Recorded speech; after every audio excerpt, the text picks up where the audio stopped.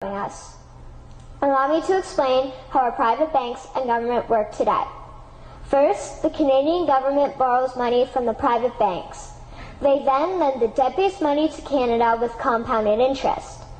The government then continues to increase taxation of Canadians year after year in order to pay back the interest on the exponentially growing national debt. What results is inflation, less real money for Canadians to spend into our economy, and the real money being used to pad the pockets of the banks. Also, the government gave the banks the ability to loan out money that doesn't exist in the form of loans. When a bank gives you a mortgage, which literally means a death pledge, or a loan, they don't actually give you money. They click a key on a computer and generate the fake money out of thin air. They don't actually have it in their bank vaults. Presently, the banks only have $4 billion on reserve, but they have loaned out over $1.5 trillion. To quote Graham Towers, each and every time a bank makes a loan, a new bank credit is created. New deposits, brand new money. Broadly speaking, all new money comes out of a bank in the form of loans. As loans are debt, then under the present system, all money is debt. What I find interesting is even Jesus, in Matthew 21, drove out the money changers in the temple because they were manipulating the currency to steal money from the people. The private banks are just like the money changers in Matthew 21. They are defrauding and robbing the people of Canada, thus their freedom, and they need to be stopped. How should the banking system work?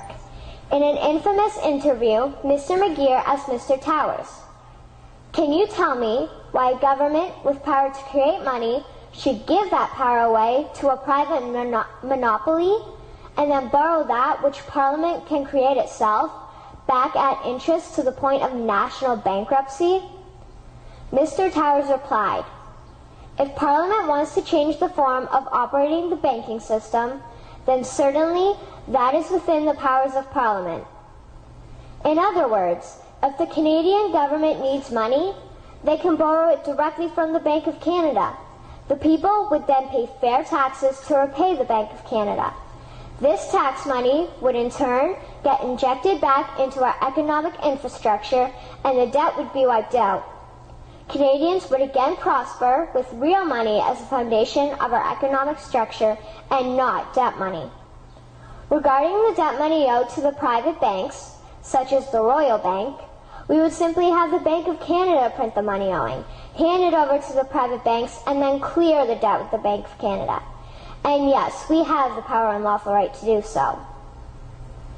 In conclusion, it has become painfully obvious, even for me, a 12-year-old Canadian, that we are being defrauded and robbed by the banking system and a complicit government. What will we do to stop this crime?